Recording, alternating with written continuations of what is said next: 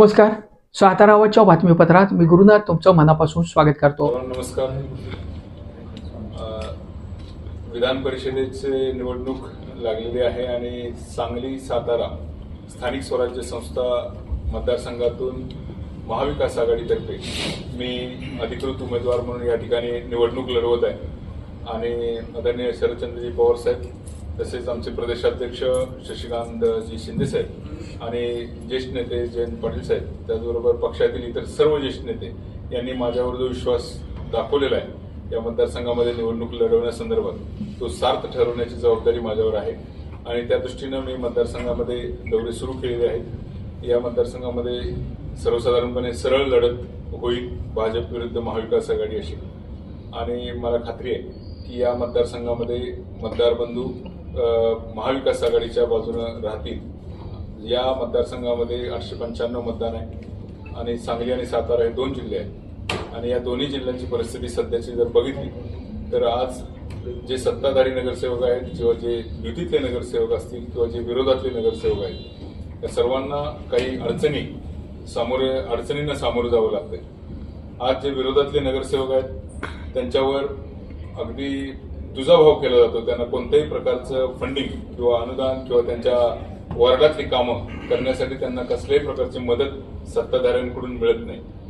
आणि ते फक्त विरोधकातल्या महाविकास आघाडीच्या नगरसेवकांबद्दल होते असं नाही तर जे युतीतले दुसरे दोन पक्ष आहेत शिवसेना आणि राष्ट्रवादी त्यांच्या नगरसेवक आणि जिल्हा परिषद सदस्यांनाही त्यांच्या मतदारसंघामध्ये आपली कामं पूर्ण करण्यासाठी आवश्यक ते फंड सत्ताधाऱ्यांकडून मिळत नाही आणि अशा प्रकारच्या वल्गना अनेक वेळा याच जिल्ह्याचे जे मंत्री आहेत त्यांच्याकडून तुम्ही भाषणातून सुद्धा ऐकले असतील की सगळे फंड आम्ही देणार आहे त्यामुळे तुम्ही आमच्याकडे या अन्यथा तुम्हाला कसल्याही प्रकारचा निधी मिळणार नाही. तर अशा पद्धतीची गोष्टी त्या नगरसेवक आणि जिल्हा परिषद सदस्यांना भोगाव्या लागत आहेत आणि नगरसेवक असू द्या जिल्हा परिषद सदस्य असू द्या आज एक व्यक्ती 15 ते 30 हजार लोकांचं प्रतिनिधित्व करत असतो आणि इतक्या मोठ्या संख्येने लोकांचं प्रतिनिधित्व करत असताना त्यांची कामं प्रामुख्याने करणं या त्या नगरसेवकाचं जिल्हा परिषद सदस्याचं काम असतं. परंतु निधी अभावी आणि वरच्या सत्तेतल्या पक्षामधल्या लोकांच्या जो दृष्टिकोन आहे विरोधकांच्या बद्दल किंवा युतीतल्या दुसऱ्या पक्षांच्या बद्दल त्यामुळं त्या निधीची उपलब्धता होत नाही त्यांची कोणतीही कामं होत नाही. ही परिस्थिती झाली युतीतले दुसरे सदस्य आणि विरोधकांची. आज भाजपच्या नगरसेवकांची आणि जिल्हा परिषद सदस्यांची काय अवस्था आहे. आज त्यांच्या वॉर्डामध्ये जरी काही फंड पडले तरी त्यांच्या वॉर्डामध्ये ते काम कोणी करावं ते काम कसं असावं याविषयी त्यांना कोणताही अधिकार ठेवलेला नाही. केंद्रीय पातळीवरून सर्व अधिकार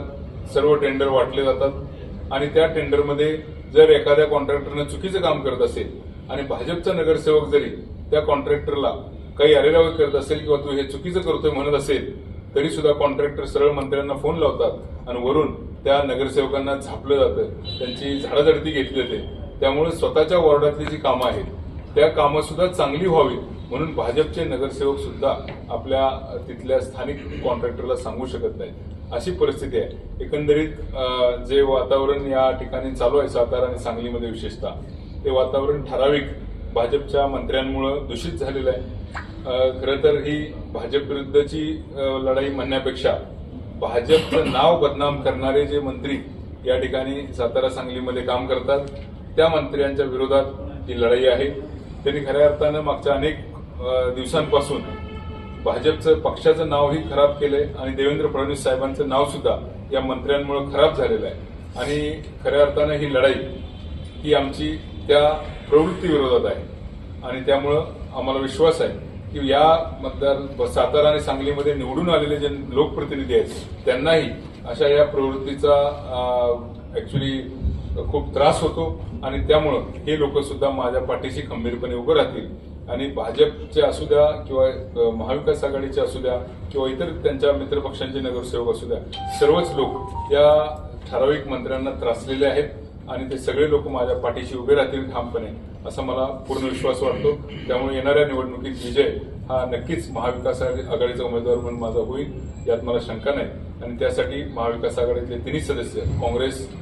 शिवसेना उभाटा आणि राष्ट्रवादी काँग्रेस पार्टी शरदचंद्रजी पवार या तिन्ही पक्षांचे नेत्यांची संपूर्ण फळी माझ्यासाठी या ठिकाणी मैदानात उतरलेली आहे आणि त्यांच्या सर्वांच्या आशीर्वादानं, त्यांच्या सर्वांच्या साथीनं आम्ही हा विजय सुखकर करू